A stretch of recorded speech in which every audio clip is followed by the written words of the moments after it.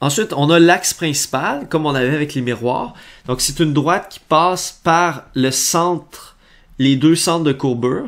Donc, c'est l'axe que vous voyez en pointillé ici et ici. Fait que c'est un axe qui passe par le centre de la lentille. Donc, on pourrait le dire simplement, c'est comme l'axe central de la lentille. Le centre de la lentille, justement, c'est en fait le centre géométrique de la lentille. Et ce point-là est nécessairement situé sur l'axe principal. Donc, pour la lentille du haut, le centre de la lentille, c'est ce point-là. Et pour la lentille divergente, le centre de la lentille, c'est ce point-là. Avec des lentilles, on a des foyers, comme on avait avec les miroirs. Mais avec les miroirs, on a un seul foyer pour un miroir. La différence ici, c'est que chaque lentille, elle ne possède pas juste un foyer, mais bien deux foyers. On a d'abord le foyer principal, qu'on va appeler F majuscule. Alors, pour une lentille convergente, c'est le point vers lequel convergent les rayons parallèles à l'axe principal après avoir été réfractés par la lentille. Ici, il est écrit réfléchi, mais c'est une erreur. Il voulait dire réfracté. Fait que si on revient à notre illustration ici, ben, ces rayons-là, justement, ils sont parallèles à l'axe principal. Fait que l'endroit où est-ce qu'ils convergent, par définition, c'est ça le foyer principal. On va l'appeler F majuscule. Maintenant, dans le cas d'une lentille divergente, on ne peut pas le définir de la même manière parce que les rayons, ils ne convergent pas, ils divergent après avoir traversé la lentille. Fait que comment on va définir le foyer principal dans ce cas-là? C'est qu'on va dire que c'est le point depuis lequel les rayons réfractés semblent diverger. Encore une fois, il y a une erreur ici, il aurait dû dire réfracté. Corrigez-le dans votre livre. Donc, le point depuis lequel les rayons qui sortent de la lentille semblent provenir. Ce point-là est nécessairement situé sur l'axe principal. Fait que si on regarde notre illustration de la lentille divergente ici, pour le trouver, dans le fond, le foyer principal, ce qu'il faut faire, c'est, dans le fond, prolonger mes rayons réfractés vers l'arrière, comme ceci, en arrière de la lentille. Et là, on va voir que tous les rayons semble provenir du même point. Et c'est ce point-là précisément qu'on va appeler le foyer principal, dans le cas d'une lentille divergente. Donc, c'est le point duquel tous les rayons réfractés ici semblent provenir. Dans la situation où les rayons incidents arrivent parallèlement à l'axe principal, comme c'est le cas ici. Maintenant, il y a un deuxième foyer, comme je disais, sur une lentille, qu'on va appeler le foyer secondaire, et lui, on va l'appeler F'. Alors, c'est un point sur l'axe principal qui se trouve à la même distance de la lentille que le foyer principal, mais du côté opposé. Ça veut dire, si par exemple, on a une certaine distance ici entre le centre de la lentille et le foyer, mettons qu'on a 5 cm, ben, ça veut dire on va prendre 5 cm, mais de l'autre côté de la lentille,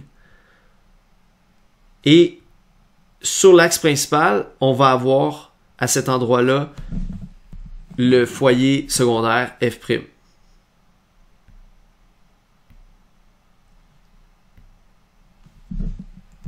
Donc, autrement dit, le foyer secondaire est placé de manière symétrique au foyer principal.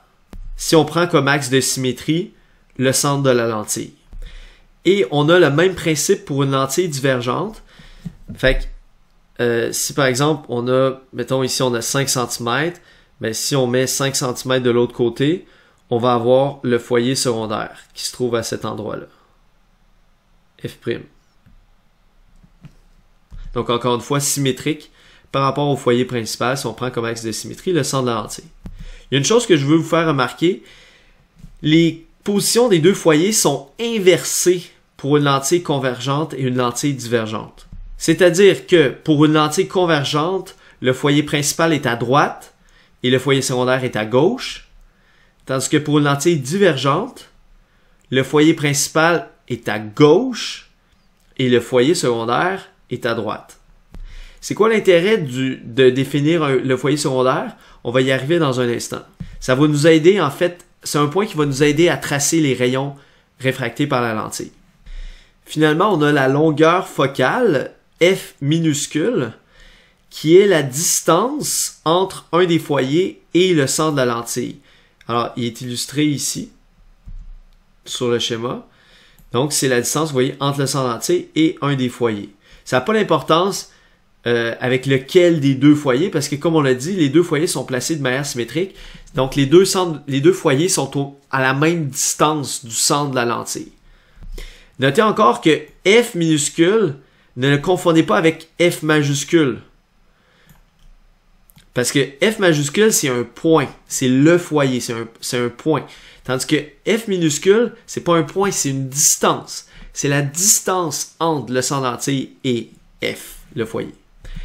Dans le cas des miroirs, on avait vu que la position du foyer dépendait uniquement de l'emplacement du centre de courbure et que la distance focale c'était égal à la moitié du rayon de courbure.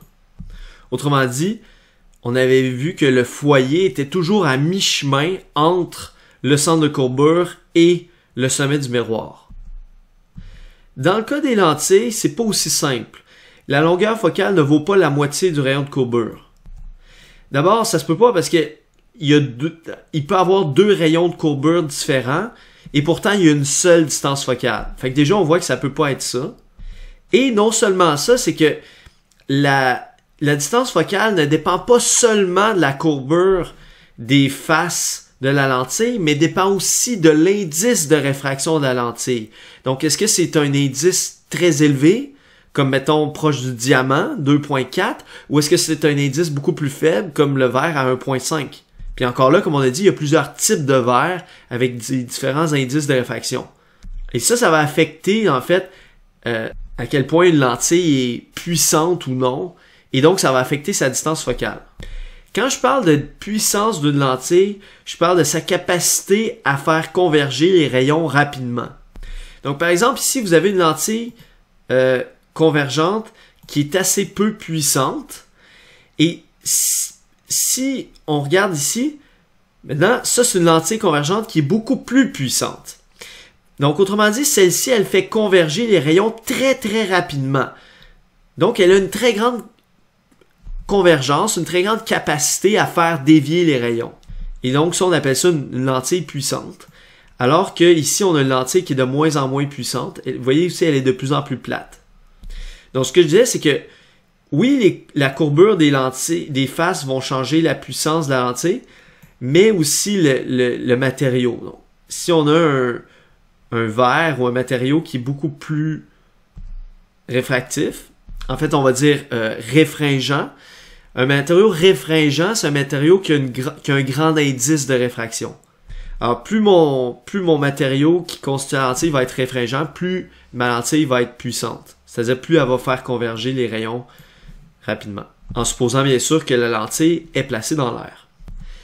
Maintenant, on va voir comment trouver les images et les caractéristiques des images formées par des lentilles à partir d'un tracé de rayons, comme on faisait pour les miroirs courbes. On va commencer avec les lentilles convergentes.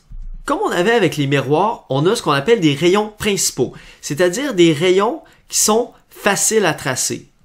Le premier rayon principal, c'est un rayon qui arrive parallèlement à l'axe principal. Alors ce rayon-là va être réfracté vers le foyer principal de la lentille. C'est celui qui est représenté en rouge ici. Il arrive par l'axe principal, il va converger vers le foyer. Très simple. Le foyer principal. Remarquez que, comme avec les miroirs, on part toujours les rayons du haut de l'objet.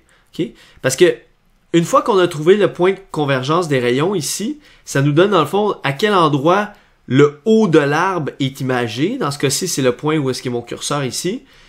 Mais le bas de l'arbre, on n'a pas besoin de le faire parce que on sait que le bas de l'arbre, l'image du bas de l'arbre va se produire vis-à-vis l'image du haut de l'arbre, mais sur l'axe principal. Donc, autrement dit, dès qu'on sait où se produit l'image du haut de l'arbre, ben, on peut tout de suite tracer notre image sans avoir à faire d'autres rayons pour le bas de l'arbre. C'est pas nécessaire. Le deuxième rayon principal, c'est un rayon qui passe par le foyer secondaire, va être réfracté parallèlement à l'axe principal. Alors, c'est celui que vous en vert ici. Donc, il passe par le F', il va repartir parallèle à l'axe principal. Le troisième, c'est le plus facile. Un rayon qui passe par le centre de la lentille n'est pas dévié. C'est qu'en fait, ce rayon-là, il serait dévié 2 fois en réalité, donc à son entrée dans la lentille et à sa sortie de la lentille. Mais ces 2 déviations-là s'annulent l'une et l'autre. Donc l'effet résultant, c'est que le rayon continue tout droit. Soit dit en passant, si on avait une lentille qui était très épaisse, il y aurait un certain déplacement latéral. C'est-à-dire qu'il sortirait dans sa direction d'origine, mais avec un petit déplacement latéral de quelques millimètres. Sauf que là, nous autres, on fait, on étudie les lentilles minces. Les lentilles minces font en sorte que le déplacement latéral est vraiment négligeable. Donc le troisième rayon, c'est lui qui est représenté en bleu. C'est vraiment le plus facile à faire, donc je vous recommande de toujours le tracer, celui-là. Il est vraiment facile. On fait juste une ligne qui continue tout droit. Observez que quand on trace les rayons, on met toujours des pointes de flèche pour illustrer le sens de propagation du rayon. Toujours.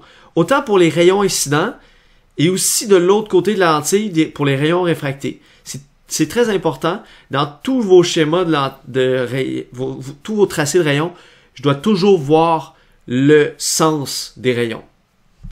À l'endroit où ces 3 rayons-là vont converger, on a l'image qui va se produire. Comme vous savez, on a seulement besoin de 2 rayons pour trouver un croisement, mais ici on a tracé les 3 juste pour vous les montrer. Mais si votre but c'est juste de trouver où est l'image, quelles sont ses caractéristiques, vous avez seulement besoin de 2 rayons sur 3.